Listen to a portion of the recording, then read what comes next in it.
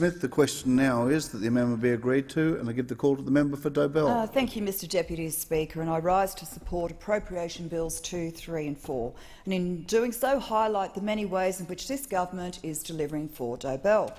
In September 2013, the people of the Central Coast voted for a better future, strong representation and a government that would deliver real solutions to address our region's issues. Since my election, I've worked hard to deliver directly to Dobell over $72 million worth of infrastructure and community programs. After many years of neglect by the previous government, the families, businesses and residents of Dobell are now receiving proper representation and delivery of much-needed infrastructure and community grants. And I'm pleased to say that the government has delivered, or is in some cases in the process of delivering, all of our election commitments, and we're already starting to see the results. In total, over $16 million has been invested in local roads. Prior to the election, the government pledged to upgrade the Ridgeway at Tumbiumbi and Jensen's Road at Wadalba. These are two local roads that, as a result of population growth, have seen an increased utilisation. Our investment means that local residents can now travel safer around our community. $1.9 million has been allocated to address notorious road black spots at Berkeley Vale, Holgate, Charmhaven, Tukley and Wadalba. And Gosford and Wyongshire councils have received allocation of $12 million in Roads to Recovery funding to allow for the maintenance and upgrade of our local roads network. This is in addition to the financial assistance grants, which will see the two councils receive $23 million over 5 years to invest in local infrastructure projects in Dobell. And last Friday, I joined with the Honourable Jamie Briggs MP, Assistant Minister for Infrastructure and Regional Development, to announce that work on North Connects had commenced. North Connects is something members opposite know quite well. For 6 years, they talked about delivering the M1 to M2 missing link, but never delivered. Well, in just 17 months, this government has delivered $405 million to the project, has finalised plans, secured contracts and ensured that construction is underway. North Connects will generate approximately 8,700 jobs for New South Wales, providing a boost to local businesses. The twin 9-kilometre tunnels running under Pennant Hills Road will bypass 21 sets of traffic lights, provide an alternative route to the Pacific Highway and save motorists at least 15 minutes of travel time. But most importantly, North Connects will mean a reduction in commuting times for the approximate 15,000 Central Coast motorists who commute south from the region on a daily basis. For the people of Dobell who commute south every working day, North Connects will mean shorter and safer travelling options, less time in traffic and more time with their families. In addition to North Connects, the federal government is also spending $195.8 million on the M1 productivity package, which will see much-needed upgrades to stretches along the M1 Pacific motorway. Notably for the commuters of Dobell, an upgrade of the M1 between Tuggerah and Warnervale from 4 to 6 lanes. This government is focused on delivering productivity-boosting infrastructure, which will create and support jobs on the Central Coast and throughout New South Wales and Australia. Creating jobs is one of my highest priorities to address, in particular, the youth unemployment issues on the Central Coast. Working closely with schools and education providers, it's paramount that we support school leavers with their transition to work and further education. And this is why I lobbied for and secured $2.7 million to support new skills and training centres in Dobell. Working with Central Coast Group Training, the Central Coast's largest employer of apprentices, the government has already delivered a new Jobs and Employment Centre at Tuggerah. In addition, planning is now underway for a second skills centre to be located at North Wyong. These two centres are integral in addressing our region's above-average youth unemployment rate by providing achievable outcomes and, importantly, skills and job opportunities to our young people. For too long, government programs have lacked coordination and failed to significantly reduce youth unemployment, and this is an issue I'm working to resolve. Dobell is one of 18 priority employment areas across Australia to have Work for the Dole program implemented. And this means that 18 to 30-year-olds who have been unemployed for 12 months or more and receiving New Start and/or Youth Allowance are now required to participate in Work for the Dole. And I strongly believe that all Australians capable of working should be earning, learning or participating in Work for the Dole. Work for the Dole is an important part of this government's plan to assist young people gain the skills and experience they need to move from welfare to work. In addition to Work for the Dole, many young job seekers are receiving hands-on experience through the government's Green Army program. And Dobell has already benefited from 6 Round 1 projects which have seen environmental work undertaken at the Central Coast Wetlands, Camwell, Noraville and the Entrance North. And I've been privileged to spend time in the field with Green Army participants and hear firsthand the importance of the experience they're receiving through the program. And I've also had the opportunity to welcome the Honourable Greg Hunt MP, Minister for the Environment, to visit our local projects and observe firsthand the value of the program for local participants. And some of those who are participating are studying environmental sciences and they're using this program to gain practical experience. Meanwhile, others have joined the program to improve their skills and increase their chances at finding permanent employment. And recently I was able to announce an additional 4 projects for the Dobell electorate under Round 2 of the Green Army program. And I will continue to work with local environment groups to deliver Green Army projects and provide this important experience for young job seekers interested in a career in land conservation, horticulture and the environment. Mr Deputy Speaker, when we talk about the natural environment in Dobell, we're always drawn to Tuggerah Lakes, the jewel in our crown, and I'm happy to inform the House that $3.3 million delivered by this government to improve Tuggerah Lakes through the Coastal Rivers Recovery Program is already delivering results. Over the years, rapid urban development on the lake's foreshore has contributed to the degradation of Canton Beach with infestation of sea wrack.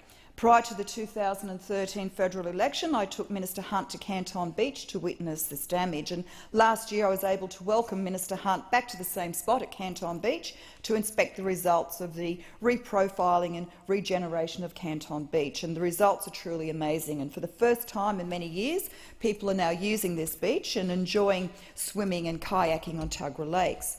We said that we would restore the lakes to their former glory, and we're on track to achieving this. Our funding will enable similar profiling and regeneration to be undertaken at other lake beaches, including Long Jetty and the Entrance. The revitalisation of Tuggerah Lakes is vital to the Central Coast economy, and our economy is highly dependent on tourism. By improving the condition of Tuggerah Lakes, we aim to attract visitors to the area to experience the beauty of the lakes and in turn supporting our local small business and tourist operators. The government has also delivered $700,000 to complete the upgrade of the Nora Head boat ramp. The boat ramp is the only sea access point in the Dobell electorate and is an essential piece of economic infrastructure. The new boat ramp ensures all wet weather access to the ocean off Nora Head and encourages people to take advantage of one of our best assets, which is our natural environment.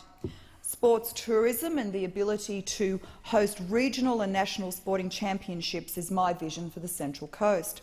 And through my personal lobbying, the government has provided $1 million to commence planning studies for the Tuggerah Sports Precinct. This is a project that will deliver economic benefits to the Central Coast through increased sports tourism and, importantly, more jobs. The Tuggerah Sports Precinct will not only enable the hosting of regional and national sports events, it will also provide local sporting clubs access to high-quality sports field and facilities for local competitions. As the member for Dobell, this investment will help realise my determination for the Central Coast to become the sports tourism capital of New South Wales. However, there is more to deliver. For the 9,000 businesses in Dobell, which is the engine room of the Dobell economy, this government is implementing measures to provide support and practical measures to assist them to thrive and prosper. Over $285,000 has been delivered through export market development grants and a further $150,000 of TQual tourism grants to support local businesses in Dobell. And last month I welcomed the Honourable Bruce Bilson MP, Minister for Small Business, to Dobell to meet with local business owners and representatives. And it's extremely important that we maintain open consultative dialogue with small businesses. We are improving the environment in which small business operates, and a key component of these changes is our deregulation agenda. Since the election, the government has announced over 400 red tape reduction measures, resulting in a net reduction of over $2.1 billion in compliance costs. Last October, the government removed approximately 1,000 pieces and over 7,200 pages of legislation and regulation. This was in addition to our first repeal day last March, when over 10,000 pieces and 50,000 pages of legislation and regulation were scrapped, resulting in over $700 million of compliance savings. Unnecessary regulation stifles productivity, deters investment and innovation, and presents barriers to job creation. And I understand that you can't have a strong and healthy society without a strong economy to sustain it, and you don't have a strong economy without profitable business. In addition, I'm also working to ensure stronger and safer communities. Through the government Safer Streets program, local communities and business centres throughout Dobell will share in $370,000 of new CCTV equipment, and this will improve safety at Berkeleyvale, Wadalba and Blue Haven, and boost business confidence in the Wyong CBD and the Toukley Business Precinct and the Camberwell Shopping Centre. Wyong Shire Council will receive funding for mobile CCTV equipment and a new graffiti trailer to combat localised crime, illegal dumping and graffiti. This is just a small snapshot of the $72 million investment over the last 17 months in Dobell, and practical support being provided to local businesses. However, I'm also committed to strengthening my local community and empowering people with opportunity. As federal members of parliament, we spend much of our time here in Canberra. This makes the time that we spend in our electorate and amongst our community extremely special and most rewarding. And one of the highlights of my role is visiting local schools. Since my election, I've worked closely with principals, teachers, students and parents to ensure our children have access to quality education. Our local schools are outstanding. We have dedicated and professional staff who are committed to seeing our school students succeed and our school community grow and prosper. And I'm proud of the many achievements of young people in my electorate, people like Nathan Connor and Madison O'Grady-Lee, who I've spoken about previously in Parliament, and these young people are outstanding role models for others their age. And I'm committed to working with the youth in my electorate, and through the establishment of the Dobell Youth Advisory Committee, I'm receiving quality feedback from tomorrow's leaders on the issues that matter to them. And it's important to understand and appreciate that the decisions we make today will impact upon our children and future generations, and it's imperative that we engage with them and include them in our decision-making, but also that we all understand the importance of getting national debt under control, and that our legacy to younger Australians is prosperity, not poverty. On many occasions, it's been my pleasure to share with the House the inspirational stories of local groups and volunteers who dedicate their time to strengthening our community. As a community, we are determined to combat unemployment, mental health issues, family violence and child abuse. These are important issues which I've raised previously in this parliament, but unfortunately there's no easy fixes, but it is imperative that we maintain constant vigilance and keep these issues at the forefront of the public's mind. Inspirational organisations in my electorate, such as Share the Love, LEAP, the Iris Foundation, the Glen Centre, the Wyong Neighbourhood Centre, Next Step and Coastal Shelter and Lifeline, just to name a few, have dedicated staff and volunteers who spend their time helping others.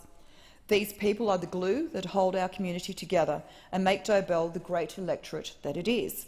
And it's exciting that this year marks the centenary of Anzac, a time when we will all come together and commemorate the legend of Anzac. This will be a once-in-a-lifetime event that will unite us in a common cause. And I've had the fortune of working with the dedicated members of our local return service organisations, in particular the Entrance Long Jetty, Toukley, Wyong, Womble Terrigal RSL sub-branches and the Tuggerah Lakes Nashos.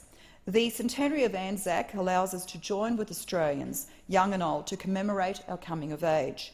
The Anzac Centenary Grants program will mean all of our community can join in this commemoration.